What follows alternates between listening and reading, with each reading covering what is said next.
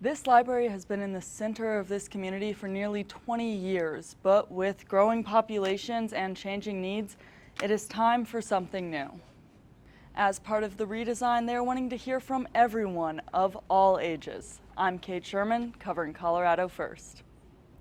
I am here in front of the quarry fire that still sits at 341 acres, but the good news is the amount of firefighters that were here yesterday has now doubled today.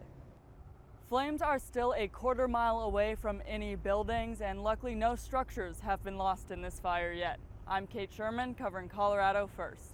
The players and the fans today have been struggling with the heat and trying to stay hydrated out here, but they don't seem to be that affected by the wildfire smoke that's coming down. But they do hope for the best for the people near those fires. I am here in Civic Center Park for the annual Independence Eve Festival, where they have food, vendors, live music, and soon to be a drone show.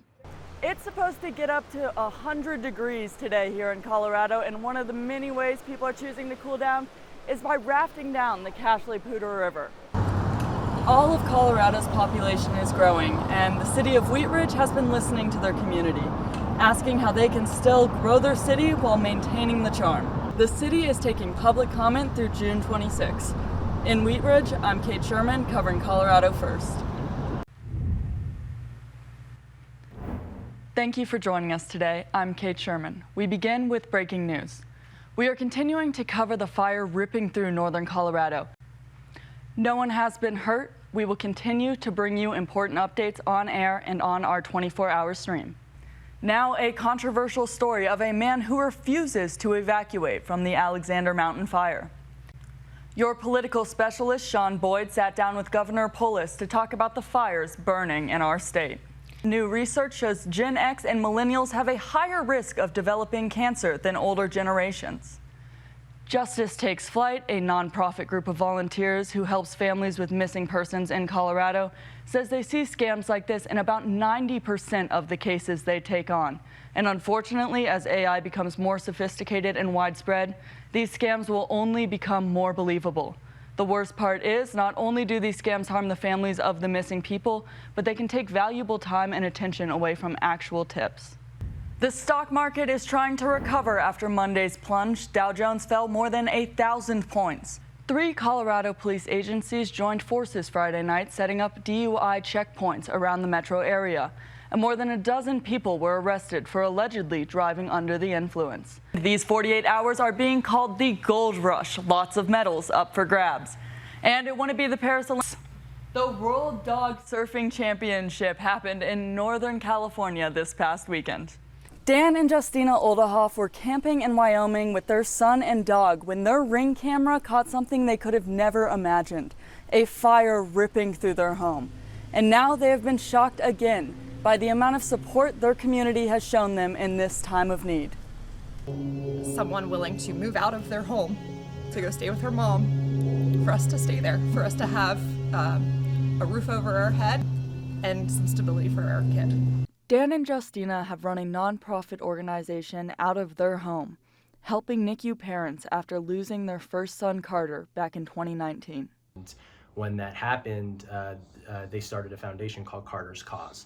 And they've been helping families that are going through NICU journeys and also loss as well. And all of those packages and foundation and supplies, all of that effort has been put on pause now because it was all destroyed in the fire. But luckily, Carter's ashes was one of the very few things firefighters were able to rescue. It was a wooden box filled with paper and cloth and should have been the first thing to burst into flames, it seems, but some drywall fell from the ceiling and kind of cocooned it a little bit, and it's untouched, it's unscathed. While the community has stood by the Oldehoffs and made this tragedy easier, they have still lost so much. But those handmade items that are from our son, those are probably the ones that hurt the most. Dan and Justina have a long road to rebuilding their home. We need to accept the help that's coming our way because we need it now more than ever. With the help and care of their community, it should go a lot smoother. They know we needed support, and they were there to give it to us.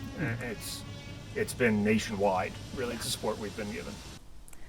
The Oldehoffs still aren't exactly sure what caused the fire, but they did tell us even though they have lost many prized possessions, they are truly thankful that the things that are important are still safe.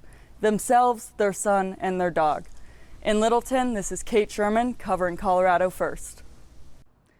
The city of Wheat Ridge recently started using drones on their police calls. One of their most recent successes was sending a drone into a building to do a sweep of it before officers even entered. It's a great real-time information tool for us in a variety of different circumstances. Officers are also able to use drones to find missing people, track traffic accidents, and many more uses that all focus heavily on safety. Say if there is a bad actor who is hiding and means to do us harm, I'd much rather them harm the drone than a person in uniform in our department. And you know, this doesn't get talked about all the time, but our job is also to make sure that the suspect is safe as well. These drones help to keep more than just people safe too. We would also rather still send a drone in before a dog even. And they can take a lot more setup than your normal recreational drone. So we're checking weather conditions, obstacles, checking the props, battery seal, I've already removed. The SD card is inserted. I checked that before my shift this morning. Antenna positioning, GPS signal, and battery. The drones cost thousands, but Wheat Ridge PD's Alex Rose says it's a small price to pay for safety for all. At the end of the day, I mean, we could talk about the dollars and cents and the cost of all these things, but I think the value of the life is more important than anything. These drones only started getting used on calls in Wheat Ridge of April of this year. So while they're still in the beginning stages of implementing them into everyday police work, they have one main goal: to keep their officers, the public, and police suspects safe. In Wheat Ridge, I'm Kate Sherman covering Colorado First.